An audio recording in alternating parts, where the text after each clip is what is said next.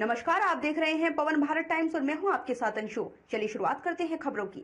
आचार्य पीठ तपस्वी छावनी रामघाट में शुक्रवार को सेवानिवृत्त मुख्य न्यायाधीश रंजन गोगोई की दीर्घायु और सम्मान में सत्यमेव जयते महायज्ञ का आयोजन शुरू किया गया।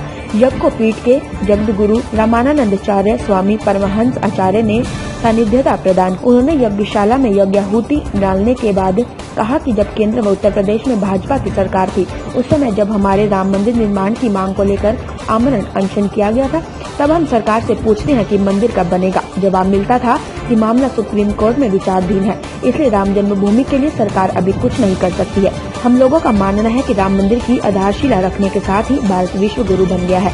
राम मंदिर के फैसले में सर्वाधिक श्रेय सेवानिवृत्त मुख्य न्यायाधीश रंजन गोगोई का रहा है, जिनके कारण देश को इतना बड़ा न्याय मिला। भूमि पूजन कार्यक्रम में उनका नाम तक नहीं लिया गया, न ही उनकी कोई चर्चा की गई। राम जन्मभूमि के प्रति उनके किए गए बलिदान को भी कभी भुलाया नहीं जा सकता। आज उनका संकल्प पूर्ण हुआ है, उनकी आत्मा को शांति के लिए आहुति डाली गई है।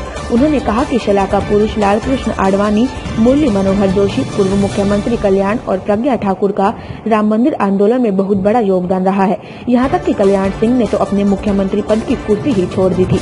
ऐसे में इन लोगों को सर्वाधिक सम्मान मिलना चाहिए था, लेकिन जब सम्मान मिलने का समय आया तो इन्हें बुलाया नहीं गया, बल्कि इनको भूमि पूजन कार्यक्रम में नजरअंदाज किया गया था, जो सबसे बड़ी भूल है। इन लोगों के सम्मान में आहुति डालकर भगवान से कामना की तो इनको सदैव स्वस्थ व दीर्घायु बनाए रखें।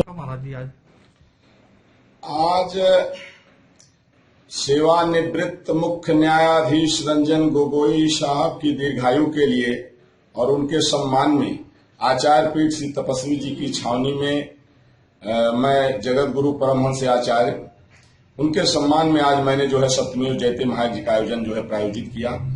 क्योंकि जब सेंट्रल में भी गवर्नमेंट भाजपा, स्टेट में भी गवर्नमेंट भाजपा, और इसके बाद भी जब हम आमरण अनशन किए थे, जब हम पूछते थे कि क्यों नहीं मंदिर बन रहा है, तो जवाब मिलता था कि मामला अभी न्यायपालिका में विचाराधीन है, तो सरकार क्या कर सकती है।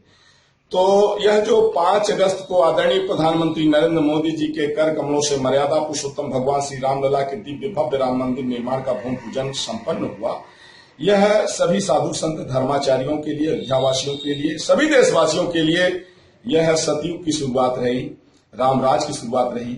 हम लोगों का मानना है कि भारत विश्व गुरु बन गया, लेकिन इसमें सर्वाधिक श्रेय किसका है? किसके कारण यह देश को इतना बड़ा जो है खुशी मिली? किसके कारण देश को इतना बड़ा न्याय मिला, जिसका नाम तक नहीं लिया गया, जिसके नाम की कोई चर्चा तक नहीं किया?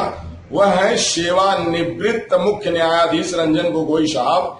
इसलिए उनके सम्मान में, उनकी दीर्घायु के लिए मैंने जो है सत्यमेव जयते महायज्ञ का आयोजन किया, और साथ ही साथ जो हुतात्मा का सेवक रहे, जिनका जो अपने जीवन को ही जो है निछावर कर दिए, कुठारी बंधु और गोधरा कांड में जो है तो बलिदान हुए, और जो जिस समय गोलियां चली थी लाखों जो है तो राम भगवान की जो है राम भक्त बलिदान हुए थे, उन हुतात्मा कार सेवकों को आत्म शांति प्राप्त हो, अब उनका संकल्प पूर्ण हुआ, उसके लिए मैंने आहुतियां डाली। और साथ ही साथ जो पूज्य अभयनाथ जी, अशोक सिंघल जी, स्वर्गीय रामचंद्र परमहंस जी, जो महापुरुषों के कारण जो है ये स्थिति बन पाए, उनकी आत्म शांति के लिए उनका संकल्प पूरा हुआ। आज जो है तो उनके लिए मैंने आहुतियां डाली। और साथ ही साथ जो शलाका पुरुष है, जैसे आडवाणी जी हैं, जोशी जी हैं, साध्वी प्रज्ञा जी हैं, और कल्याण सिंह ने तो अपनी कुर्सी ही छोड़ दिया था इसके लिए। जिन महापुरुषों को वास्तव में जिनको सर्वाधिक जो है सम्मान मिलना चाहिए और सम्मान मिलने का समय था, उस समय उनको नहीं बुलाया गया, नजरअंदाज किया गया। तो उनके सम्मान के लिए भी मैंने भगवान से और देवी देवताओं से आहुतियां डाल के प्रार्थना किया कि वो दीर्घायु हों और स्वस्थ हों। इसी उद्देश्य से आज जो है तो सत्यमेव जयते महायज्ञ का कार्यक्रम प्रायोजित किया गया। आज की खास खबरों में बस इतना ही। बाकी की खबरों के लिए देखते रहिए पवन भारत टाइम्स न्यूज। नमस्कार।